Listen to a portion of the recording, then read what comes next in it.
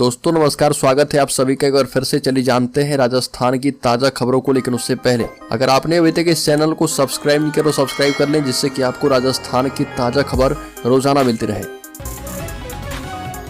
सबसे पहली खबर, राजस्थान में एक बार फिर से हर 5 साल में सरकार बदलने का ट्रेंड जारी है और 2023 के विधानसभा चुनाव में भाजपा ने बहुमत हासिल कर लिया है।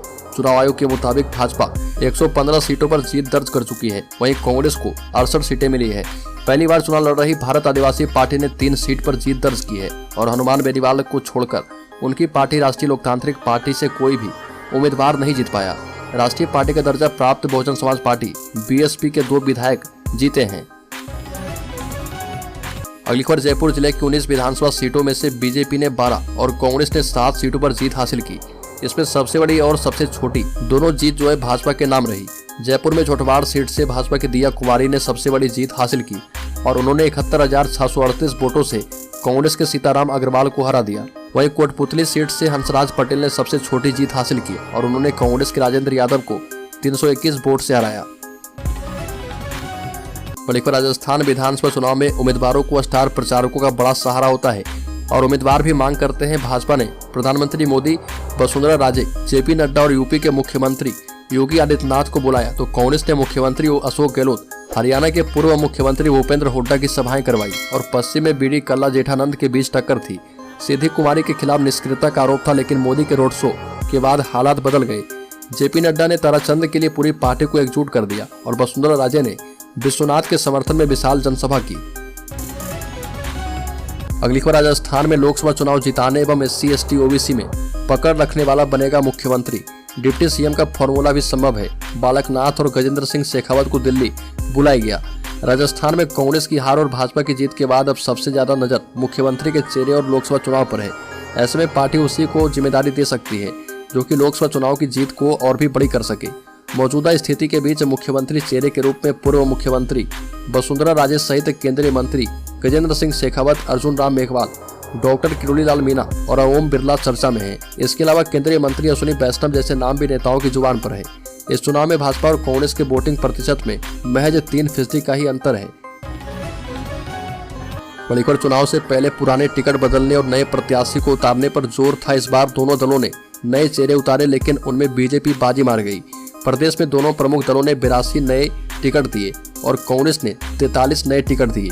उनमें से सिर्फ 10 ही जीत पाए। कांग्रेस के फ्रेशर्स जो थे उनका जीत का प्रतिशत 23% रहा और वहीं बीजेपी ने 39 फ्रेशर्स को टिकट दिए और उनमें से 18 ने जीत दर्ज की। फ्रेशर्स की 46% जीत के कारण ही बीजेपी कांग्रेस से आगे निकलने में सफल रही और प्रदेश में 200 सीटों पर कुल 82 नए चेहरे खड़े किए गए थे। अगली खबर, इस बार नए जनप्रतिनिधियों के स्वागत को तैयार है विधानसभा। संसदीय कार्य मंत्री छोड़कर सदन चलाने वाली पूरी टीम विधानसभा से बाहर। इस बार चुनाव में राजस्थान विधानसभा में अंदर सदन चलाने वालों में संसदीय कार्य मंत्री को छोड़कर पूरी टीम हार गई है। रोचक यह है कि इस चुनाव में मौजूदा एवं 3 पूर्व विधानसभा अध्यक्ष मैदान में थे, लेकिन तीनों ही हार गए।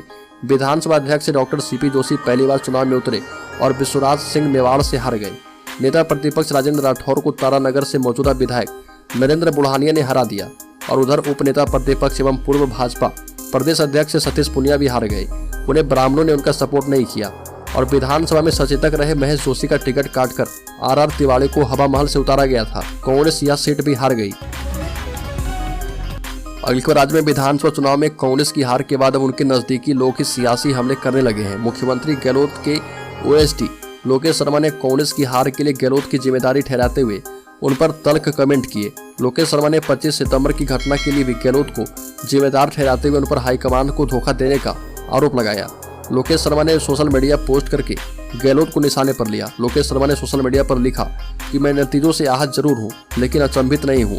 कांग्रेस पार्टी राजस्थान में निस्संदेह रिवाज बदल सकती थी, लेकिन अशोक गहलोत कभी कोई बदलाव नहीं चाहते थे। यह कांग्रेस की नहीं बल्कि अशोक गहलोत जी की हार है और गहलोत के चेहरे पर उनको फ्री हैंड देकर उनके नेतृत्व में पार्टी ने चुनाव लड़ा और उनके मुताबिक हर सीट पर वो खुद चुनाव लड़ रहे थे, लेकिन सभी पर हार गए। अगली खबर, जयपुर संभाग की 50 सीटों का एनालिसिस आया सामने। जयपुर संभाग के चुनाव परिणाम में इस बार बीजेपी कांग्रेस में कांटे की टक्कर रही। संभाग के 5 जिलों की 50 सीटों पर आए रिजल्ट में जहां बीजेपी को 26 सीटें मिली, वहीं कांग्रेस ने 24 सीटों पर जीत दर्ज की। एरिया वाइज स्थिति देखें तो शेखावटी में सीकर झुंझुनू में कांग्रेस को 15 में से 10 सीटें मिली, जबकि धुधाड़ प्रदेश कहे जाने वाले अलवर, जयपुर, दौसा की 35 सीटों में से कांग्रेस को 14 सीटें मिली। साल 2018 के चुनाव से तुलना करें तो कांग्रेस को पिछली बार इन 50 में से 30 सीटों पर जीत मिली थी, जबकि बीजेपी ने केवल 10 सीटें ही जीती थी। इसके अलावा बीएसपी के 3 और 7 निर्दलीय जीतकर आए थे। अगली खबर, 56 साल में पहली बार सिब विधानसभा सीट से निर्दलीय जीता चुनाव। राजस्थान विधानसभा की 199 सीटों पर रिजल्ट की घोषणा हुई है, लेकिन इन सीटों में सबसे ज्यादा हॉट सीट सिब विधानसभा थी। देश भर के लोगों की निगाहें इस सीट पर टिकी थी। पूर्व छात्र संघ अध्यक्ष एवं युवा नेता रविंद्र सिंह भाटी बीजेपी से बागी होकर चुनाव लड़ रहे थे। चुनाव रोचक तब हो गया जब इस सीट पर 26 साल का युवा और 84 साल के बुजुर्ग के साथ कांग्रेस बागी, बीजेपी पूर्व विधायक सहित बीजेपी प्रत्याशी यहां से चुनाव लड़ रहे थे। इतिहास में पहली बार 2 निर्दलीय के बीच मुकाबला हुआ और 56 साल में पहली बार निर्दलीय उम्मीदवार यहां से जीत हासिल कर चुके हैं और यही कारण है कि बाड़मेर और सिब विधानसभा सीट पर बीजेपी की जमानत जब्त हो गई है।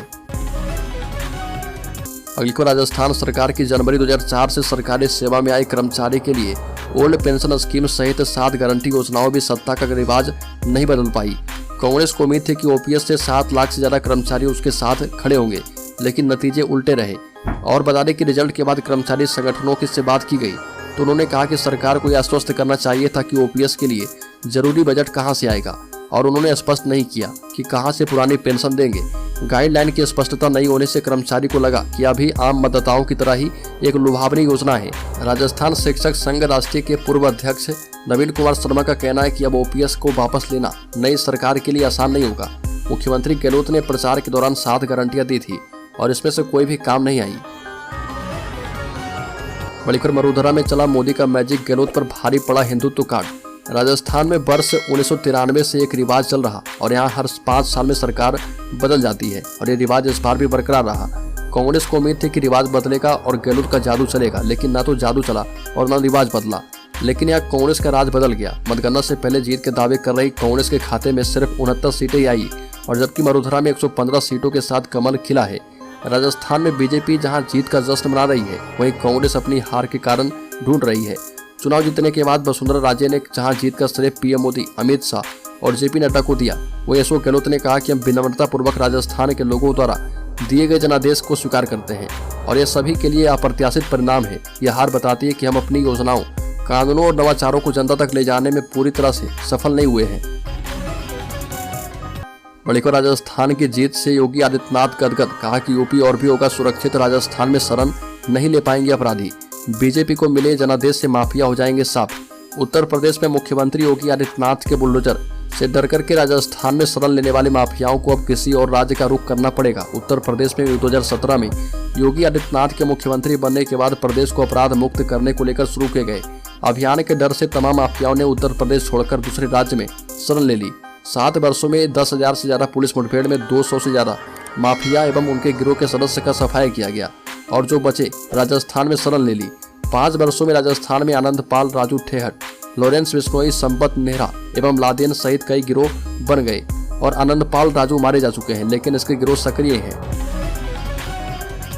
बड़ी पीएम मोदी ने 3 राज्य में जीत की हैट्रिक को 2024 के लोकसभा चुनाव में भाजपा की लगातार तीसरी बार जीत की हैट्रिक की गारंटी करार दिया और भाजपा मुख्यालय में अब की बार 400 पार के नारों के बीच कार्यकर्ताओं को संबोधित करते हुए पीएम मोदी ने भाजपा की जीत को गरीबों, वंचितों, किसानों, महिलाओं, युवाओं की जीत बताते हुए इसे जनता को बांटने, जन कल्याणकारी योजनाओं की खिलाफत करने वाले कांग्रेस और उसके सहयोगी दलों के लिए चेतावनी बताया।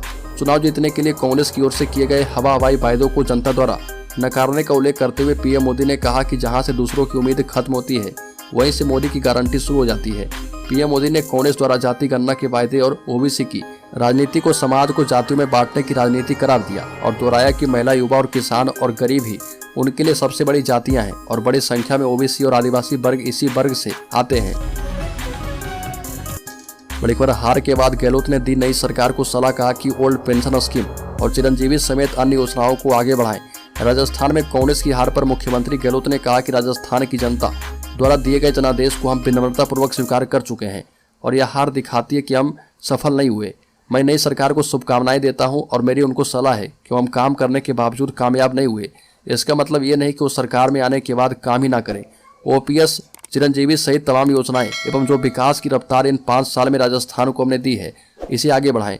और राजस्थान के मुख्यमंत्री गहलोत ने कहा कि जनता का जो फैसला आ रहा हम जनता का फैसला स्वीकार करेंगे।